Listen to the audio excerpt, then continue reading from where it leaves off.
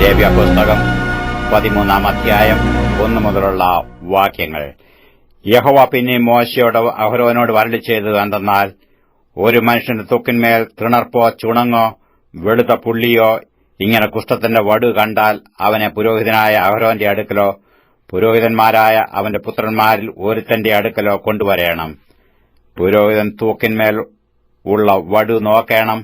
വടുവിനകത്തുള്ള രോമം വെളുത്തതും വടു തൂക്കിനേക്കാൾ കുഴിഞ്ഞതും ആയി കണ്ടാൽ അത് കുഷ്ഠലക്ഷണം.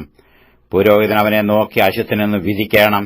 അവന്റെ തൂക്കിന്മേൽ പുള്ളി വെളുത്തതും തൂക്കിനേക്കാൾ കുഴിഞ്ഞിരിക്കാത്തതും അതിനകത്തുള്ള രോമം വെളുത്തിരിക്കാത്തതുമായി കണ്ടാൽ പുരോഹിതൻ ആ ലക്ഷണമുള്ളവനെ 7 ദിവസത്തേക്ക് അകത്താക്കി അടയ്ക്കണം. 7-ാം ദിവസം പുരോഹിതൻ അവനെ നോക്കണം.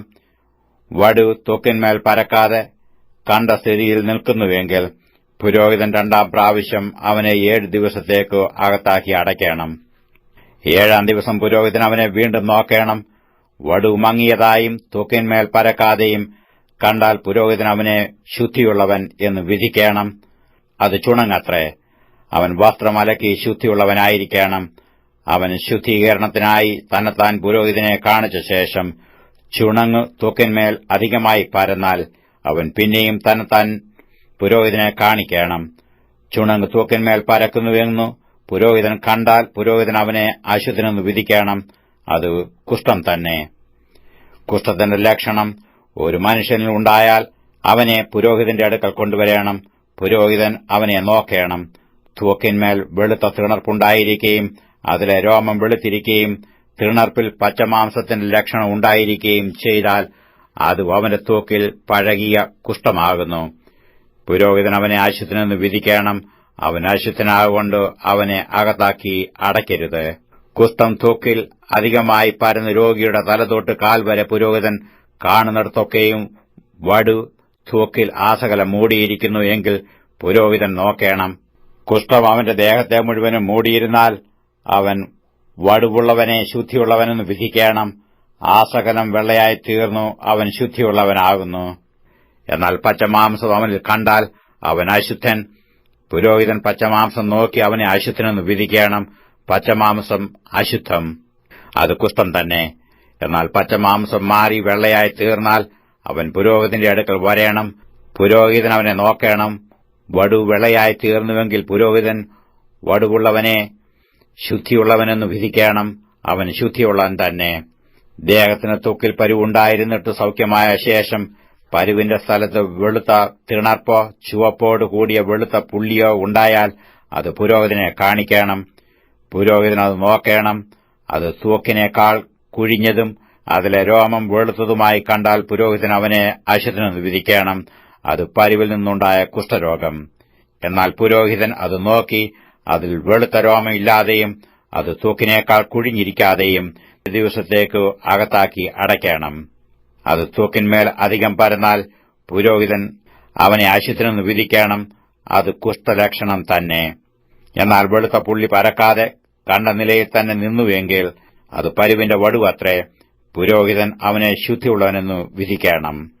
അല്ലെങ്കിൽ ദേഹത്തിന്റെ തൂക്കിൽ തീപ്പൊള്ളൽ ഉണ്ടായി പൊള്ളലിന്റെ വടു ചുവപ്പോടുകൂടി വെളുത്തു തന്നെയോ ഇരിക്കുന്ന പുള്ളിയായി തീർന്നാൽ പുരോഹിതൻ അത് നോക്കണം.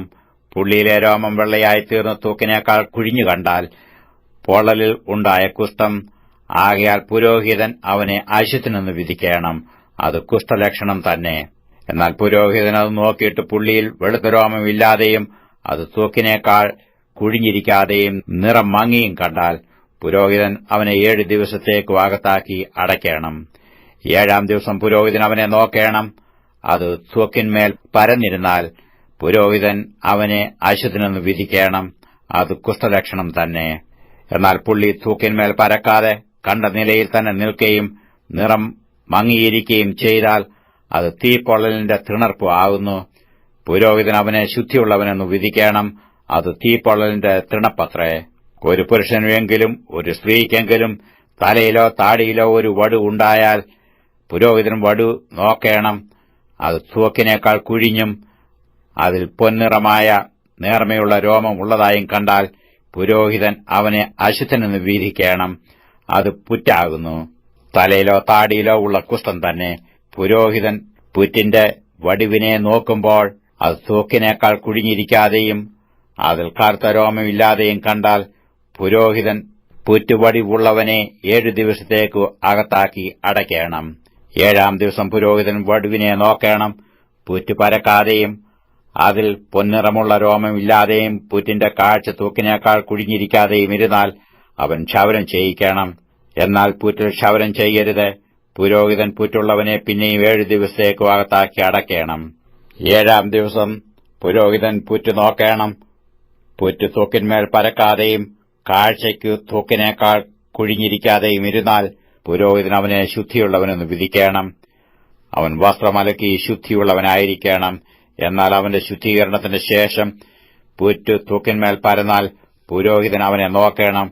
പുറ്റ് തൂക്കിന്മേൽ പരന്നിരുന്നാൽ പുരോഹിതൻ പൊന്നിറമുള്ള രോമം അന്വേഷിക്കേണ്ട, അവൻ അശുദ്ധൻ തന്നെ. എന്നാൽ പുറ്റ് കണ്ട നിലയിൽ തന്നെ നിൽക്കുന്നതായും അതിൽ കറുത്ത രോമം മുളച്ചതായും കണ്ടാൽ പുറ്റ് സൗഖ്യമായി, അവൻ ശുദ്ധിയുള്ളവൻ. പുരോഹിതൻ അവനെ ശുദ്ധിയുള്ളവനെന്ന് വിധിക്കണം. ഒരു പുരുഷനോ സ്ത്രീക്കോ ദേഹത്തിന്റെ തൂക്കിൽ വെളുത്ത പുള്ളി ഉണ്ടായാൽ പുരോഹിതൻ നോക്കണം. ദേഹത്തിന്റെ തൂക്കിൽ മങ്ങിയ വെള്ളപ്പുള്ളി ഉണ്ടായാൽ അത് തൂക്കിൽ ഉണ്ടാകുന്ന ചുണങ്ങ്, അവൻ ശുദ്ധിയുമുള്ളവൻ. തലമുടി കൊഴിഞ്ഞവനോ കഷണ്ടിക്കാരനത്രേ, അവൻ ശുദ്ധിയുള്ളവൻ. തലയിൽ മുൻവശത്തെ രോമം കൊഴിഞ്ഞവൻ മുൻകഷണ്ടിക്കാരൻ, അവൻ ശുദ്ധിയുള്ളവൻ. പിൻകഷണ്ടിയിലോ മുൻകഷണ്ടിയിലോ ചുവപ്പോടുകൂടിയ വെള്ളപ്പുള്ളി ഉണ്ടായാൽ അത് അവന്റെ പിൻകഷണ്ടിയിലോ മുൻകഷണ്ടിയിലോ ഉത്ഭവിക്കുന്ന കുഷ്ഠം. പുരോഹിതൻ അത് നോക്കണം. അവൻ അശുദ്ധൻ തന്നെ. പുരോഹിതൻ അവനെ അശുദ്ധനെന്ന് വിധിക്കണം. അവന് തലയിൽ കുഷ്ഠരോഗമുണ്ട്. വടുവുള്ള കുഷ്ഠരോഗിയുടെ വസ്ത്രം കീറിക്കളയണം. അവന്റെ തല മൂടാതിരിക്കണം. അവൻ അധരം മൂടിക്കൊണ്ടിരിക്കുകയും അശുദ്ധൻ അശുദ്ധൻ എന്ന് വിളിച്ചു പറയുകയും വേണം. അവന് രോഗമുള്ള നാളൊക്കെയും അവൻ അശുദ്ധനായിരിക്കണം. അവൻ അശുദ്ധൻ തന്നെ. അവൻ തനിച്ചു പാർക്കണം. അവന്റെ പാർപ്പ് പാളയത്തിന് പുറത്തായിരിക്കണം. ആട്ടുരോമ വസ്ത്രമോ ചണവസ്ത്രമോ ആയ ഏതു വസ്ത്രത്തിലെങ്കിലും ചണം കൊണ്ടോ ആട്ടുരോമം കൊണ്ടോ ഉള്ള പാവിലെങ്കിലും ഊടയിലെങ്കിലും തോലിലെങ്കിലും തോൽ കൊണ്ടുണ്ടാക്കിയ യാതൊരു സാധനത്തിലെങ്കിലും കുഷ്ഠത്തിന്റെ വടുവുണ്ടായി വസ്ത്രത്തിൽ എങ്കിലും തോലിലെങ്കിലും പാവിലെങ്കിലും ഊടയിലെങ്കിലും തോൽ കൊണ്ടുള്ള യാതൊരു സാധനത്തിലെങ്കിലും വടു ഇളംപച്ചയോ ഇളം ചുവപ്പോ ആയിരുന്നാൽ അത് കുഷ്ഠലക്ഷണമാകുന്നു. അത് പുരോഹിതനെ കാണിക്കണം. പുരോഹിതനും വടു നോക്കി വടുവുള്ളവനെ 7 ദിവസത്തേക്ക് അകത്തിട്ടു അടയ്ക്കണം. അവൻ 7-ാം ദിവസം വടുവിനെ നോക്കണം. വസ്ത്രത്തിലോ പാവിലോ ഊടയിലോ തോലിലോ തോൽ കൊണ്ടുണ്ടാക്കിയ യാതൊരു പണിയിലോ വടു പരന്നിരുന്നാൽ ആ വടു കഠിനകുഷ്ഠം, അത് അശുദ്ധമാകുന്നു.